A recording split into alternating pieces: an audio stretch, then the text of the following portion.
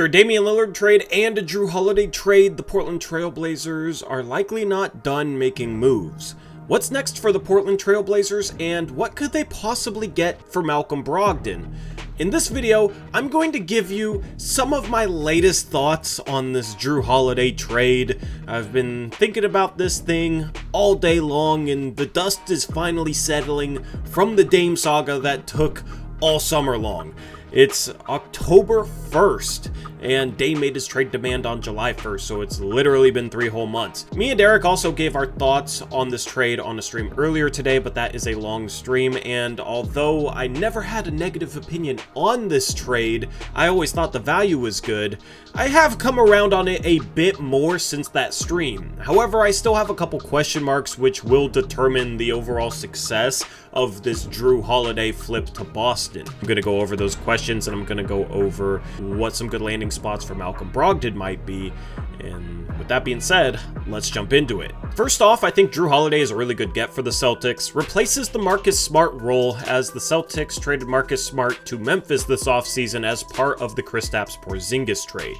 An interesting thing about that trade is the initial version of it had Marcus Smart staying in Boston, with the Celtics trading Malcolm Brogdon to the Los Angeles Clippers. The Clippers were trading the 30th pick as well as some expirings, and Kristaps Porzingis was going back to the Celtics. But that deal got nixed because Malcolm Brogdon did not have time to pass a physical before the trade had to be put through, and there was questions whether or not he would pass it because he was dealing with an elbow injury from the end of last season. So now the Celtics do this deal, they get their defensive stopper. Jrue Holiday is better than Marcus Smart, and the Celtics desperately needed somebody to stick on Damian Lillard in the playoffs. I think the Celtics are the one team that can guard the Milwaukee Bucks star duo, and that would be a phenomenal playoff series to see. Dame versus Jrue Holiday versus old team, Giannis versus Jason Tatum. I am rooting for the Bucks and the Celtics to match up against each other in the Eastern Conference Finals next season because I think it'll be great television. Now, as far as Malcolm Brogdon's injury issue went with that first initial trade of him this offseason, I figured that Brogdon wasn't going to have much trade value should the Blazers try and flip him, and that's why I wasn't super enamored with this deal, but it does sound like Brogdon might be able to fetch the Portland Trail Blazers a first-round pick. And if they can do that, I am very happy with this trade. I actually teased this type of a trade package a couple days ago when I dropped my Jrue Holiday trade ideas video, and here's what I said. Jrue Holiday to the Boston Celtics, who traded Marcus Smart this past offseason, so they kind of lost that guard, playmaker, defender type of player. Filling that role with Jrue Holiday, I think Jrue Holiday is better than Marcus Smart. There's a reason Jrue Holiday was an all-star last year. Marcus Smart has never been that. And you can make the case that the Celtics really upgraded their team this past offseason by getting Kristaps Porzingis as an intriguing stretch big and then upgrading their Marcus Smart role by going from him to Jrue Holiday. And the Celtics do have some first-round picks that they can trade. I just tossed in a 2024 Golden State first and a 2026 Boston first. There's also a piece on their team, a young piece that I would like to take a chance at, and that is Jordan Walsh, who is listed as a small forward but has a crazy wingspan, good standing reach. I think he could maybe play some 4. So I like him as kind of a big small forward, maybe small power forward, defensive type of player who looked pretty dang good in Summer League.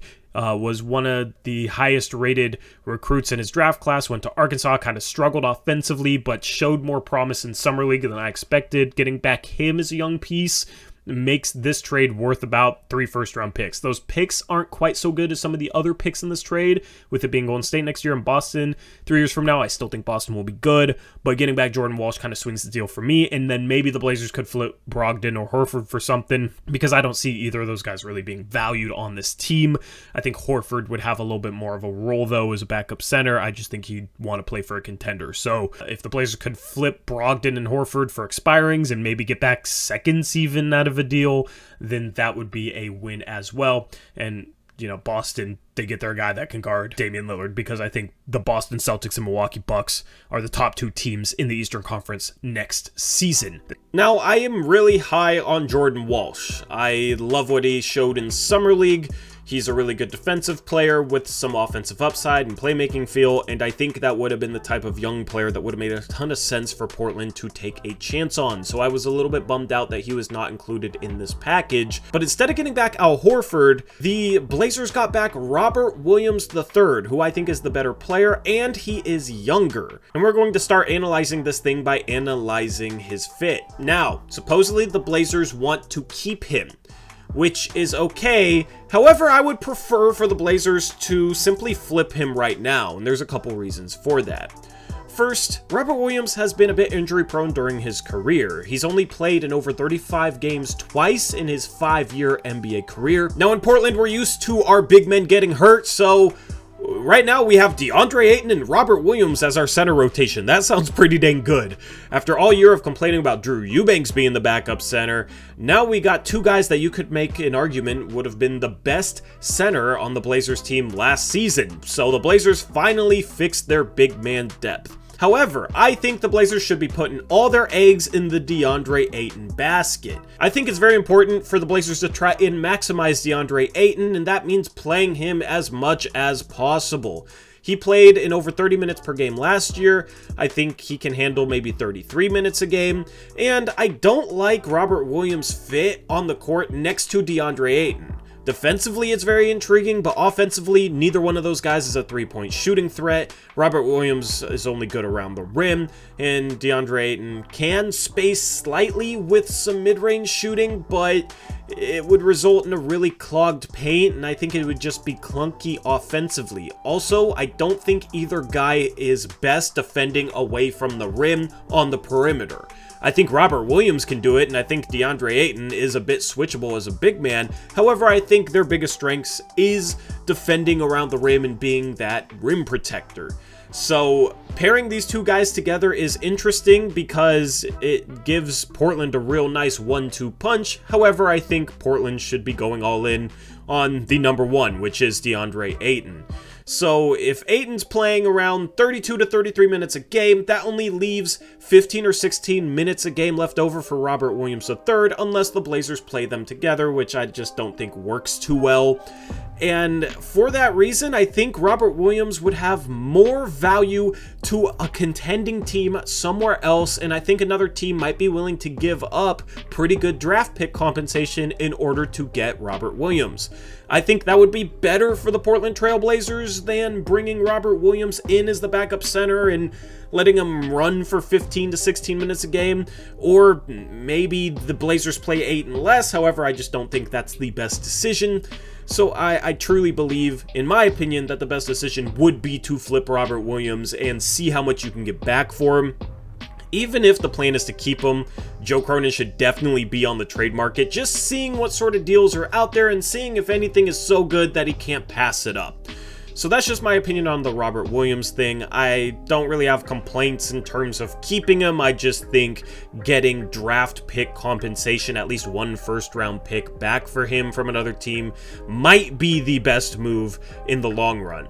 It is easy to add competent backup centers despite what this organization would have you to believe based on their moves in the past few seasons. You can do it via the buyout market, you can do it via free agency, they can be thrown into trades. I just don't think that Robert Williams has to be the backup center. I think in a couple of years, the Blazers should be able to find a competent backup to DeAndre Ayton that maybe shouldn't steal some of his minutes. Robert Williams III is just so good. He's probably the best backup center in the league, and he probably deserves a bigger role somewhere else. So that's just my thoughts on that. But in terms of value, really good piece to get back in this trade. More valuable than Al Horford and probably more valuable than Jordan Walsh. I just like the idea of Jordan Walsh being able to grow into a role that would complement Scoot Henderson and Shaedon Sharpe very, very well as a versatile forward defender that can switch onto guards and do a really good job defending the perimeter. So that's my thoughts on the Robert Williams part of this trade. Now let's talk about Malcolm Brogdon. I already touched on Malcolm Brogdon and his injury issues, which might hurt his trade value. However, I am hopeful that the Blazers can find one team that's willing to give up a first-round pick. If there's a single team out there willing to do that, then I am very happy with this trade, even if the Blazers keep Robert Williams. That would mean that the Blazers got back 3 first-round picks and Robert Williams for Jrue Holiday, and that is better than I could have expected out of any other package. I think the best case scenario is the Blazers flip both Williams and Brogdon and get 4 first-round picks out of the deal, but it sounds like 3 might be the maximum. And maybe I'm a little bit too hopeful for that, given Malcolm Brogdon's injury issues, but he was the 6th man of the year last year, and those might not be a problem anymore. I don't have a read into it right now. I don't know how well he's healed from some of the things he was dealing with. So Malcolm Brogdon's trade candidacy is really interesting, as the Blazers might trade a 3rd guard in a 3rd trade in the past week. We'll see though. I don't think it makes sense to keep Malcolm Brogdon with Scoot Henderson, Anthony Simons, Shaedon Sharpe. I think the Blazers need to prioritize all those guys' development. And you also have Matisse Thybulle, who will play some wing minutes. There's not many minutes left over, but if the Blazers keep Malcolm Brogdon, they have to play him because 1, he's really, really good, and 2, they probably would want to trade him at the deadline, and playing him less minutes is just going to hurt his trade value, and it's going to be harder to get anything back than they could get right now. So as far as that goes, I think the Blazers need to trade Malcolm Brogdon right now, even if they only get back 2nd round picks, because I don't think you can have a veteran like Brogdon in here potentially taking minutes and responsibility away from the Blazers' young core of guards and have it work out well in the long run. I think Scoot, Sharpe, Simons need all the responsibility in the world on both sides of the court, and that's what will bring the most growth out of them. And even if you're a Blazer fan that doesn't think that Anthony Simons makes sense long-term because the Blazers should go with a starting backcourt of Scoot Henderson and Shaedon Sharpe, Anthony Simons getting a ton of minutes next year and responsibility could allow him to make a jump to stardom, where he's averaging 24, maybe even 25 points per game, and that's only going to increase his trade value and allow the Blazers to stockpile more long-term assets. So it makes sense for the Blazers to start all 3 of those guys. Thybulle's going to play. The Blazers just paid him. Malcolm Brogdon doesn't really have a place on this team, in my opinion, and would serve better on a contending team. What team could that be? I'm not quite sure. We talked about a bunch of teams that could use a guard like Jrue Holiday. Less teams make sense for Malcolm Brogdon because he's not the defender that Jrue Holiday is. Offensively, he can fill it up. Defensively, he's a bit inconsistent, but there is teams out there that could use a scoring punch. For example, the Miami Heat. Maybe they are willing to give up a protected 2028 Miami first alongside, I don't know, Duncan Robinson maybe. They would have to trade out a little bit more salary. Maybe it's Duncan Robinson, Nikola Jovic, and a protected first. I think that is about as good as the Blazers could hope for in a package back for Malcolm Brogdon. And also it'd be funny where at the tail end of this, Miami finally says, screw it, we need a guard, we'll take Malcolm Brogdon. However, I just don't think Brogdon's good enough for Miami to even care to make a play for him at this point. So you're more so looking at other teams, maybe the Clippers again. They do have their 2028 and 2030 first round picks. Those would be protected in a Malcolm Brogdon trade. There's really no chance of getting an unprotected pick in a Malcolm Brogdon trade. If any team ever gave up an unprotected pick for Malcolm Brogdon, then they are ridiculously dumb. So you're looking at protections, and the protections on a said pick would change the value in this trade, because obviously a pick that's top 5 protected could be good. You could get it at 8, but a pick that's lottery protected isn't super valuable, but that's probably the most the Portland Trail Blazers can hope to end up with. There is one trade that really intrigues me, and that involves the Chicago Bulls and Portland getting its future first round pick back. The Blazers have owed a future first round pick to the Chicago Bulls for multiple years now, as it's been lottery protected and the Blazers have been in the lottery the past 2 seasons. That continues all the way up to a 2028 first round pick that the Blazers would owe Chicago. The problem is the Blazers also have swap rights with the Bucks if they have their own first round pick in 2028. I don't know how it sorts itself out, but if Portland owes a 2028 first to Chicago, then they have nothing to swap Milwaukee, so Milwaukee would keep their pick even if it's at the top of the draft. So although it's not super imperative for the Blazers to get back their first round pick the next couple of years when I expect them to be in the lottery, at some point it is going to be important for Portland to find a way to clear that up they basically gain a first because they get their own first back, and then if they have swap rights with Milwaukee in 2028, they are actually able to execute those swap rights, which right now I don't think they could. So the trade that makes sense, in my opinion, is Lonzo Ball and Portland's first round pick back to Portland for Malcolm Brogdon. Lonzo Ball is out for the season. He has 2 years left on his contract at about $20 million per year. So he's a easy match for Malcolm Brogdon, who's making about $22 million. And he's the type of player that Chicago might just need to replace in the rotation. Chicago's kind of directionless. I don't really know what they're doing, but I could see them taking interest in Malcolm Brogdon, especially for a Portland first that's only lottery protected, can't be any better than 15th, and probably won't convey to them for another couple of years at least. So being able to get back Malcolm Brogdon for a guy who's not going to play in that Portland pick is easily justifiable on Chicago's end. And for Portland, this would actually make sense as far as Lonzo Ball goes, in my opinion, because as I said, as the team is built going into next season, Malcolm Brogdon doesn't really have a role. But with Lonzo Ball being out for a year, Portland doesn't have to worry about the minutes breakdown with Lonzo Ball and its core of guards.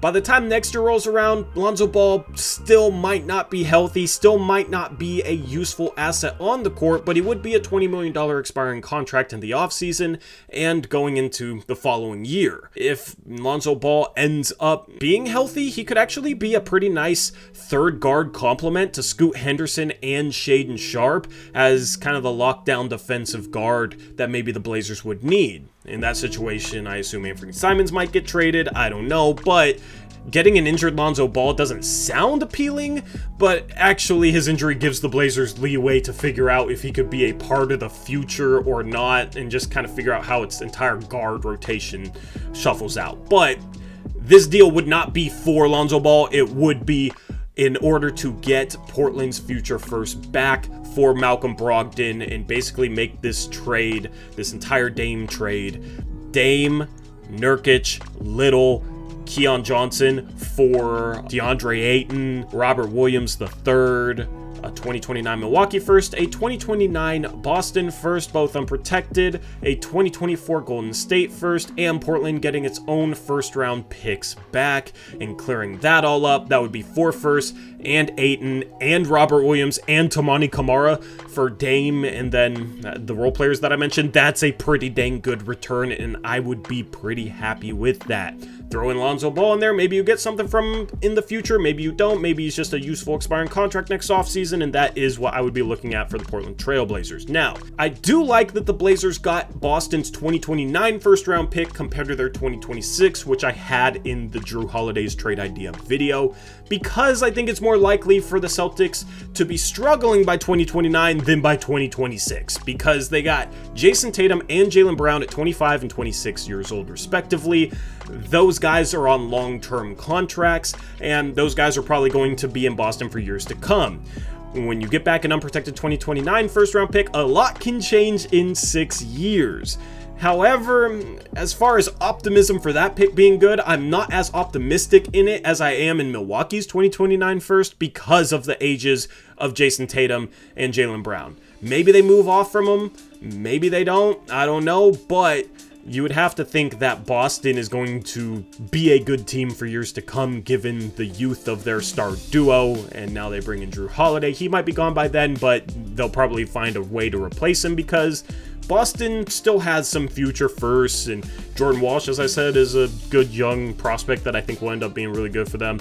So Boston, I don't think that 2029 first is going to be that good, but if it is, that could be the first overall pick in the draft for all we know. So anyway, so far, if I had to grade the 2 trades that Cronin has made, including the DeAndre Ayton deal lumped into the Damian Lillard trade, which was negotiated separately, but included because basically Phoenix was just going to get another asset from whatever team the Blazers traded Damian Lillard to. That, of course, ended up being Grayson Allen. But just lumping everything into one, including the Ayton, Dame, and Jrue Holiday trades right now, I would give that collection of moves a B+. I would give it an A- if the Blazers get back any first round pick for Malcolm Brogdon, and I would give it an A if they also flipped Robert Williams III, because I think that might be the right move, However, I don't have much confidence in that happening. So let me know what you think down in the comment section below on this series of moves. Also, later tonight, I will have my content trailer.